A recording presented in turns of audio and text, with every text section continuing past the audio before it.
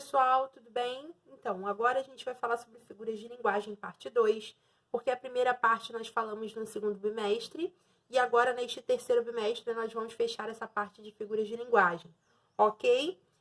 Como vocês podem perceber, na parte que nós estudamos figuras de linguagem 1, nós falamos sobre umas que são bem conhecidas e que nós carregamos no dia a dia, como a comparação, como metáfora, falamos sobre a personificação também. Então, nesse segundo bimestre, a gente vai conhecer as seguintes: perífrase, sinestesia, eufemismo, pleonasmo, gradação, ironia, aliteração, assonância, anáfora e onomatopeia, ok? Então, vamos começar falando um pouquinho sobre... dando a definição, né, do que é uma figura de linguagem, tá? Elas são recursos que são utilizados em um texto a fim de criar novos sentidos e significados para se obter maior expressividade, dar ênfase ou para torná-lo mais sonoro e musical. Então, as figuras de linguagem, elas vão servir, são chamadas de recursos da língua, ok? Vamos falar sobre a primeira, que é a perífrase, que também pode ser chamado de antonomásia.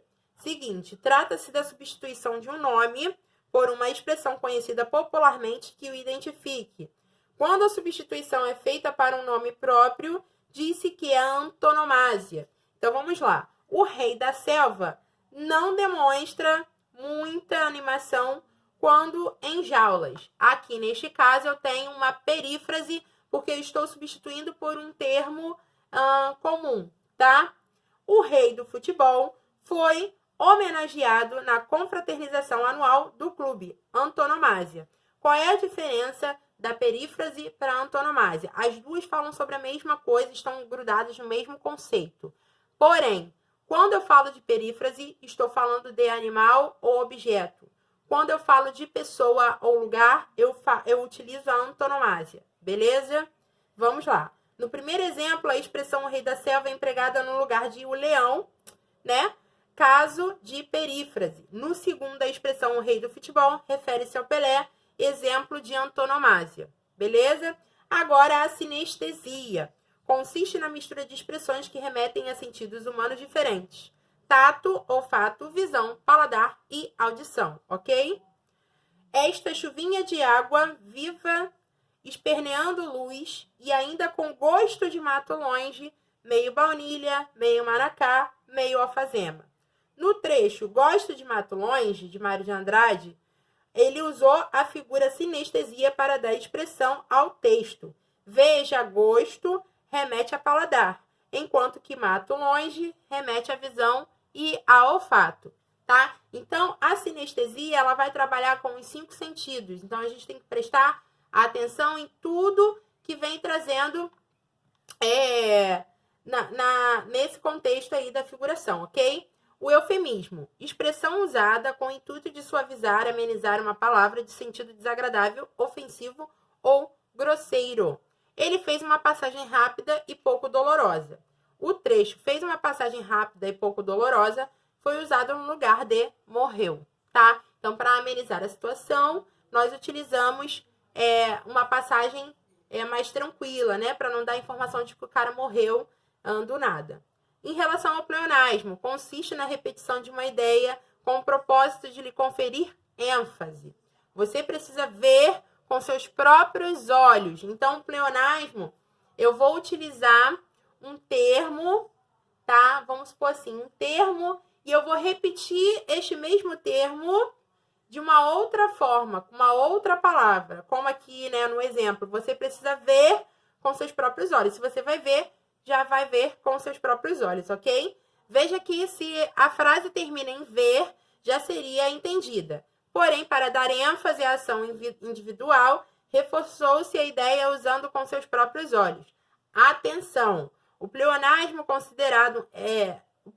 será considerado um recurso expressivo quando usado intencionalmente, porém, quando ocorrer por descuido, será chamado de pleonasmo vicioso, um tipo de vício de linguagem. Quais são os exemplos de pleonasmo vicioso? subir para cima, descer para baixo, entrar para dentro e sair para fora, ok? Gradação corresponde à enumeração de palavras relacionadas entre si, que trazem ideia de crescimento ou decrescimento com o propósito de intensificar. Aqui tem um texto na página 71, chamado A Sua Mulher Antes de Casar, de Gregório de Matos, que nos interessa somente a última frase que diz o seguinte: em terra, em cinza, em pó, em sobra, em nada. Ele faz uma degradação de coisas para definir o sentimentalismo dele nesse momento, tá? Então, a gradação é isso. Você vai fazer uma forma crescente ou uma forma decrescente na sequência, tá?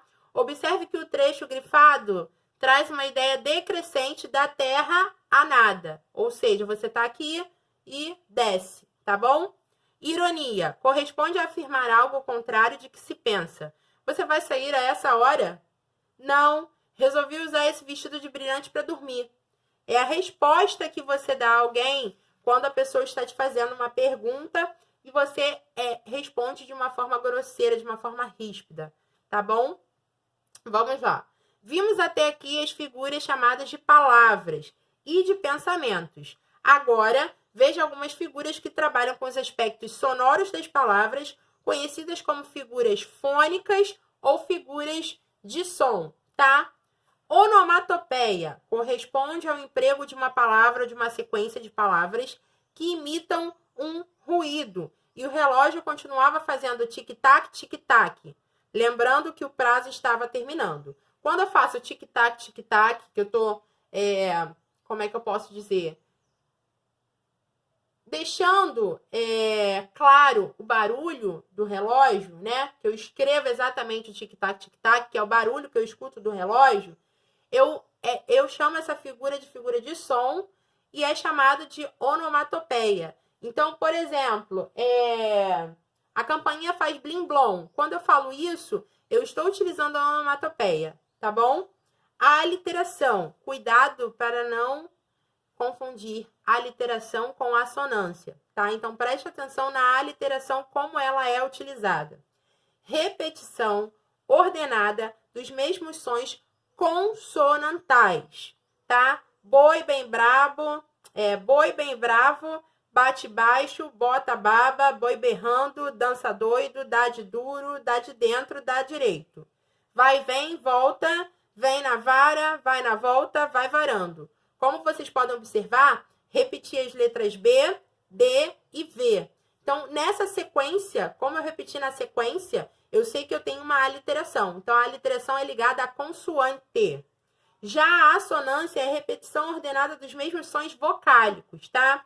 Sou um mulato nato, no sentido lato, mulato democrático do litoral. Repeti o A várias vezes. Então, quando eu faço a repetição do A, que é uma vogal, eu chamo de assonância. Beleza, pessoal? Então, é o som que eu falo das vogais, a assonância, e o som que eu falo das consoantes, a aliteração, tá? Anáfora.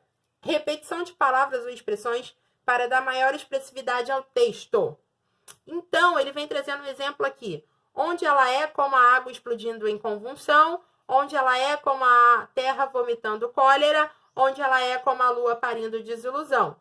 Tende piedade, Senhor, de todas as mulheres, que ninguém mais merece tanto amor e amizade, que ninguém mais deseja tanto poesia e sinceridade, que ninguém mais precisa tanto alegria e serenidade. Como vocês podem perceber, por eu repetir os termos, tanto na primeira estrofe quanto na segunda estrofe, eu chamo de anáfora, porque é repetição de palavras ou expressões para dar uma maior expressividade ao texto, né? Eu quero ser expressiva, eu quero colocar isso para fora. Toda a expressividade é utilizada no texto, mesmo que eu repita os termos nas estrofes.